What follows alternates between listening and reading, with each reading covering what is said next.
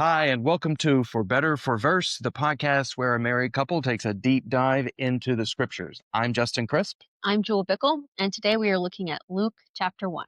Before we dive into the gospel according to Luke, we're going to tell you just a little bit about ourselves and what in the world we are up to. So, I'm the rector, which is a fancy word in the Episcopal Church for the senior pastor or the leader, the ordained leader of a church in Greenwich, Connecticut. It's in the New York City suburbs. We are called St. Barnabas. St. Barnabas was a companion of the Apostle Paul. He's known as the son of encouragement. We will eventually get to Barnabas's story because we've got a pretty big ambition with this project, which is that neither of us have read the entire Bible cover to cover. Jewel, tell everybody just a little bit about you and about your professional background, because it's kind of scandalous that neither of us have read the Bible cover to cover. Why is it scandalous for you? Yes, I have a PhD in philosophy, and I teach as an adjunct philosophy and religion professor. But we both met at Yale Divinity School, um, and both have taken Bible classes, and both have been reading the Bible in bits for years and years. But we've never read the whole thing. I got stuck in Leviticus. You did better than me, because at least you started, at least you had the ambition to read it cover to cover. I never even got that. So I was raised in the church. I wasn't raised as an Episcopalian, but I was raised as a Southern Baptist. I grew up with a great love for the scriptures. I grew up with a great devotion to a personal relationship with Jesus Christ that I really value. I found in the Episcopal Church a rich intellectual life, a beautiful liturgical tradition, and so on. But neither of those traditions, actually, neither my Southern Baptist background nor the Episcopal Church, not even when I was pursuing ordination, actually told me, hey, read this book cover to cover. I then, so Joel, you mentioned that we went to Yale Divinity School. That's Mhm. where we met. I stayed at Yale because I was a glutton for punishment to do a PhD in theology. So I've got a doctorate level education in academic theology. I took what are known as comprehensive exams, which are these just gargantuan examinations where you sit on the other side of the table from your faculty and you're quizzed on, whatever the subject matter was. Exams in doctrine, in the teachings of the church, the theological teachings of the church, in historical theology, and it included a philosophy exam. I was examined on Hegel's phenomenology of spirit, but I was never actually told you need to read the Bible from cover to cover. And I think that's kind of a problem, because I think that the Bible is where we become acquainted with the story of Jesus. And somehow we become acquainted with the person of Jesus. We actually meet Jesus in the reading of these words. And it's been a personal spiritual goal of mine to kind of, and not exactly, I don't want to say I'm righting the wrong, but it has been a personal spiritual goal of mine to grow closer to Jesus. And I think that this is the way I'm going to end up doing it. Absolutely. And that's why we decided to start with Luke. Yeah. So the Gospel of Luke, I'll just say, we're not going to start reading through the Bible from cover to cover yet. Okay. We're going to do this kicking off on January 1st of next year. We're going to be following the plan and the commentary laid out by two people you and I really admire, Nikki and Pippa Gumbel from Holy Trinity Brompton in London. We're going to be following the Bible in a Year course that sprung out of the Alpha courses that Holy Trinity Brompton does, and so on. We're going to start that on January 1. But first, we're just going to tackle the Gospel of Luke, because we just want to get acquainted with the story of Jesus from cover to cover before we get acquainted with the Bible from cover to cover. Do you want to tell people who what that bark is, Yeah. just in case the bark is overheard Yeah, by the people at home? I'm so sorry. That is our dog, Valkyrie, Val for short. She is trying to get treats right now, and she has determined that we are interrupting her treat time at this moment. So I do apologize. Valkyrie is our 5-year-old pug. She is the star at our church, in many ways, the mascot, if you will, much to her dismay, and she lives for treats. For those of you who are watching on YouTube rather than just listening to this podcast, Val is making an appearance here. That's just a little ad to check out the video podcast if you're just listening to the audio. Okay, Val. You can just hear her breathing really heavily, like So old pugs. we just chose Luke. Do you have any particular motivations for choosing Luke? Why not Mark or John or Matthew? I mean, we talked about it for quite some time, trying to decide which one. I think we actually talked about it multiple times, trying to decide which one we wanted to do.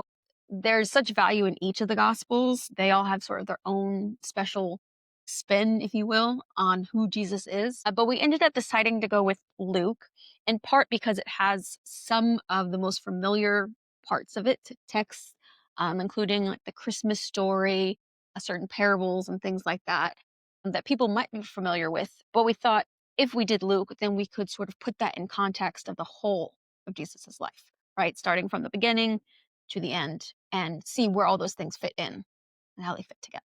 And that's really one of the author of Luke's Gospels. That's one of the author's primary motivations. So the first sentence of the Gospel of Luke, just tell everybody who's listening in or watching, I am not the Greek scholar. I am not the Hebrew scholar.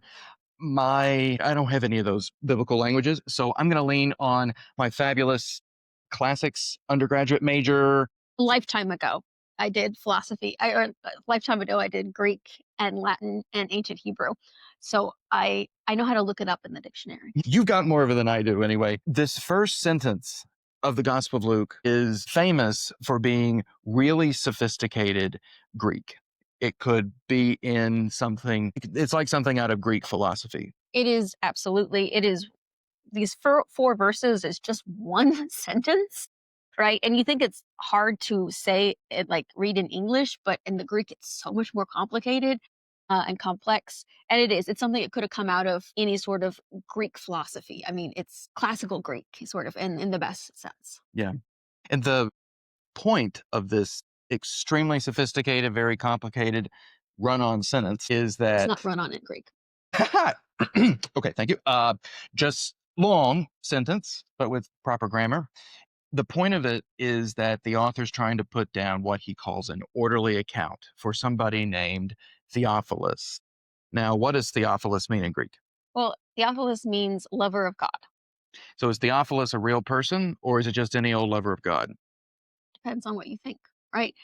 Scholars sort of have different opinions on this, right? He says to most excellent Theophilus.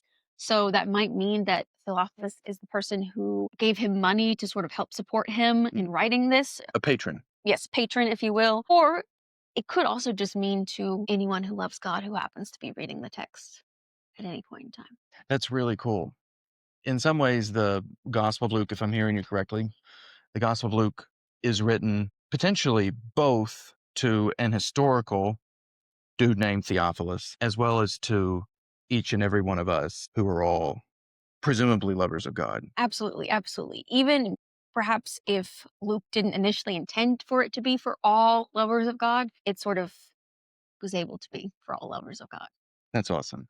And so you've got this orderly account, which the author of Luke's gospel says that he is writing to you, most excellent Theophilus, that, and this is chapter 1, verse 4, so that you may have certainty concerning the things that you have been taught. So Luke's goal is actually to write something like a history, something like a biography of Jesus, an account of Jesus's life, death, and resurrection. And then there's a companion volume to the Gospel of Luke, the book of Acts, which then tells the story of the early church, gives an orderly account of the early church, so that Theophilus, whether historically Theophilus or us, Theophilus, that we might have confidence about the teachings of Christianity, that God is love, that we are forgiven, that Christ's atoning sacrifice is sufficient to right our relationship with God and to rid us of all our sin and so on, that we might have confidence in the history, in the beginning, the middle, and the end of that. Yes. And I should note that this sentence, what it's saying is sort of like, I went to look at an orderly account. Other people may have done this, but here's my version, etc. That was very common in sort of histories, like the sort of the first sentence of that. So he's basically setting it up for his readers, saying like, here's the history. And they would sort of recognize that. It's like, oh, okay. This is like other history books that we've read. or other history stories that we've read. That's super cool. I mean, one of the things we're going to find as we go through the next year and a half Mhm. is that the Bible is not just one book, it is a library of books, as you and I have talked about a lot before. And each book has a different genre and a different agenda. This is Luke's genre and Luke's agenda. That's the stuff that we've been talking about. Mhm. And so once you get this little preamble, this single sentence preamble, Luke launches into the story of Zechariah and his wife, Elizabeth. The first thing that I noticed was that it says that Zechariah and Elizabeth, who are the parents of John the Baptist, for those of you following along at home, Zechariah and Elizabeth are both from the priestly lineage in ancient Israel. Do you want to say a word about like that? A little bit, and then I'll have you say some more. But means they're both sort of descendants of Aaron, right? So Aaron was the brother of Moses way back in Exodus, and Aaron was the first priest for the Israelites, and so his descendants became priests as well. And so it's no wonder that Zechariah is a priest because that's sort of what his whole family did. That's what they did. Yeah. But Elizabeth's family also happens to do that. And one of the things that I like, that I find really compelling about the Gospel of Luke is super attentive to people who are on the margins of society. And in this era, certainly women are also on the margins of society. And so the fact that Elizabeth plays such a key role in this narrative, we'll talk about that a little more in just a second, I hope. But the fact that her lineage is also confirmed here as priestly is a pretty powerful thing. Yes, yes, that's not normally something that would be anyone would have cared about. Yeah. Um, We're going to talk a lot about lineages as we look towards next week when we get Jesus's birth story, because Jesus has a particular kind of lineage. But it's just worth noting this is a priestly lineage for John the Baptist. That's what's absolutely, being absolutely. laid out here.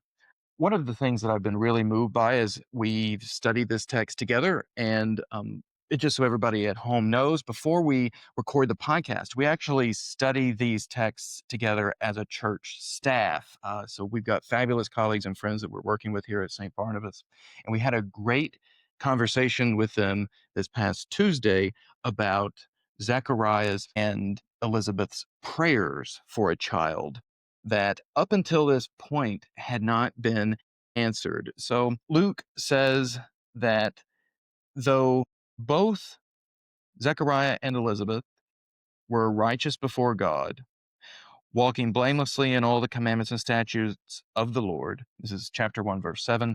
They had no child because Elizabeth was barren and both were advanced in years. And then you get this wild story about Zechariah in the temple. Zechariah is performing his priestly duties. He is in the temple. An angel appears to him, scares the living daylights out of him, tells him that wonderful biblical phrase, "Do not be afraid, Zechariah, for your prayer has been heard, and your wife Elizabeth will bear you a son, and you shall call his name John, and you will have joy and gladness, and many will rejoice at his birth." But then Zechariah responds to the angel by saying, "How shall I know this? For I am an old man, and my wife is advanced in years." And the angel answered Zechariah, "I am Gabriel. I stand in the presence of God, and I was sent to you to bring you this good news. And behold, you will be silent and unable to speak until the day that these things take place, because you did not believe my words, which will be fulfilled in their time." So you've got this answer to a long prayer, or to a long period of prayer. It's finally come to fruition. Zechariah seems to doubt or to question the answer to the prayer.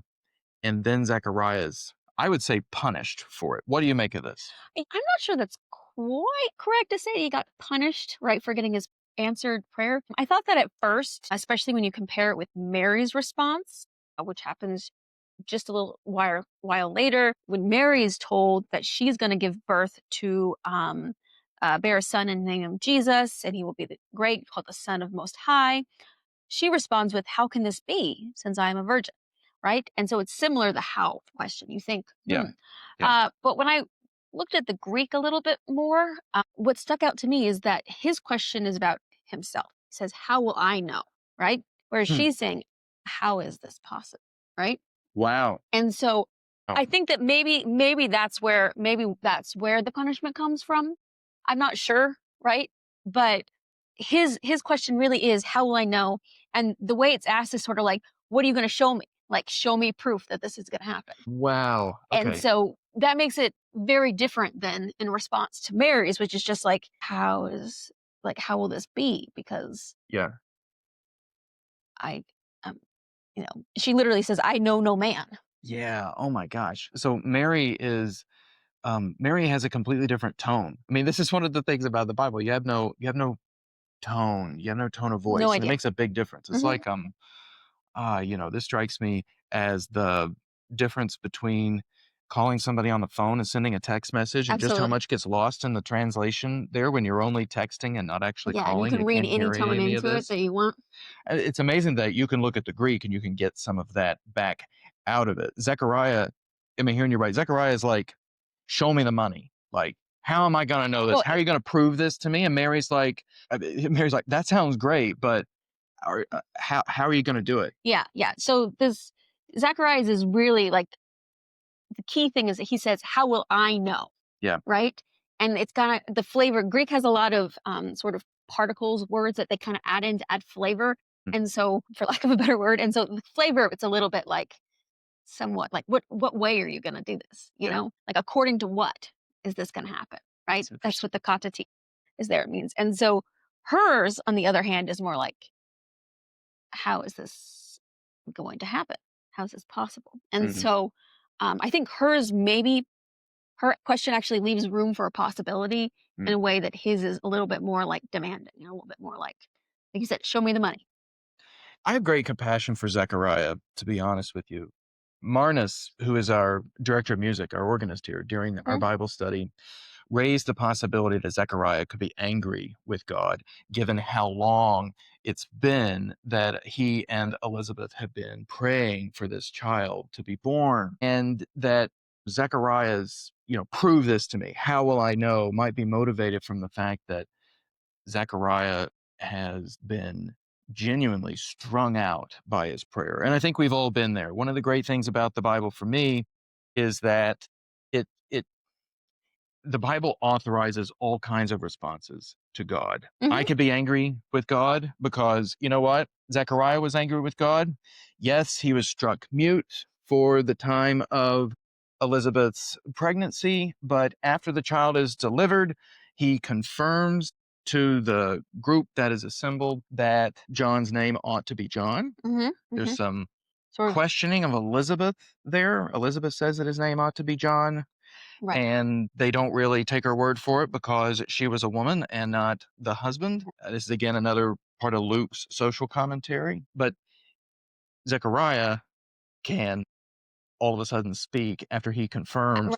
in writing that his name is supposed to be In John. some ways, Elizabeth's right. confirming this was God's answer to his prayer. Wow. Okay. So it's like psychologically, he's come full circle at the end. You could say that. Yeah. That's really interesting. I think it is interesting, as you were pointing out, sort of that the Bible allows for all kinds of different responses to God, or at least shows them. And sure, God responds differently to the different responses. But it reminds me of another similar time when someone was told, you're going to have a baby, Mm. right? Back in Genesis 18, I think, where Abraham is told by the three strangers, right, that your wife Sarah will have a baby by the time I come back in a year. And Sarah overhears this in the other room and she literally laughs to herself. She laughs because she's like, and says something along the lines of, like, now that I'm so old, this is finally going to happen. Something like that. And of course, the angel responds by saying, like, oh, you're laughing at this? You think it's too hard for God? And Sarah responds, getting nervous and embarrassed. She's like, no, I didn't laugh, right? She tries to lie out of that Hmm. because she feels guilty about it. But it is an interesting, again, another response. Really, really interesting. There is something about the God of the Bible and childbirth. There's something about the God of the Bible and these kinds of interventions in history, these kinds of miracles. We haven't talked a whole lot about Mary, which I think is, everybody's heard the story of Mary and the angel Angel appearing to Gabriel. her and all of that. It's the Christmas story. We haven't talked a whole lot about the particulars, but this is yet another example of God's sort of, I don't know, I'll call it an obsession with childbirth, its precariousness, its roller Hmm. coasterness, its incredible vulnerability, its physical vulnerability, it's emotional and psychological vulnerability, and God seems to have a particular interest in, like, looking out for all of that and trying to redeem it, trying to fix it. And we get two examples here that are building on the Old Testament examples, like Sarah, like you're bringing up. We got two here. This is like God's favorite parlor trick. Yeah, it kind of is like God's favorite parlor trick. And I think, as you mentioned, right, Luke is going to try to sort of put a flashlight on kind of people that we may not usually bring into the story. And I think that sometimes this is one of the ways that God does it too, right? So if you think about it, Elizabeth says, like, she's so overjoyed, and this is the Lord has done for me. He's looked favorably on me and took away the disgrace I've endured from my people. So she's the one who's been feeling disgraced because it was the woman's fault if she couldn't have the baby. And it was seen as if God was saying, in some ways, you're not good enough, you're not holy, or something like that.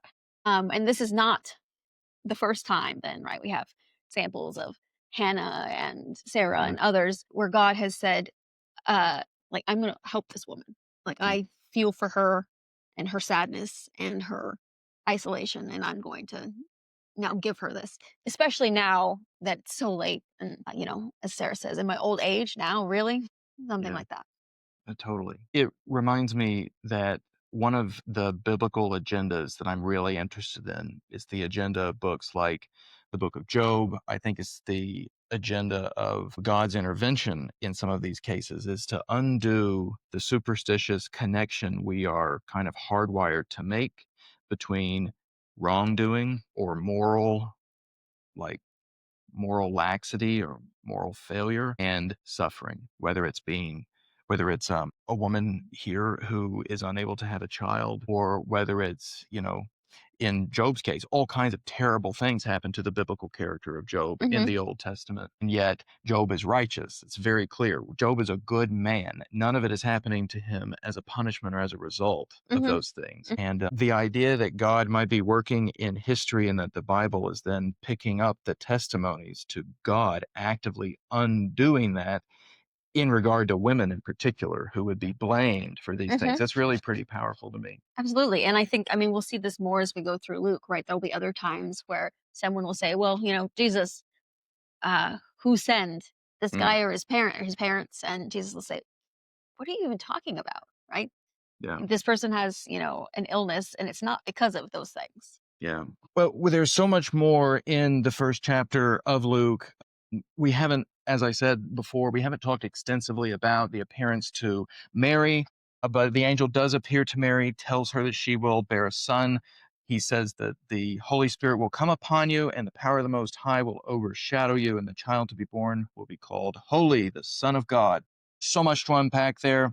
We can take a look at that next week when we're taking a look at the second chapter of Luke, where Jesus is born in crazy circumstances. Things did not go as planned Mhm. for Mary, but in any case, this is probably all the time that we have for this week. Any last word for the people at home? No.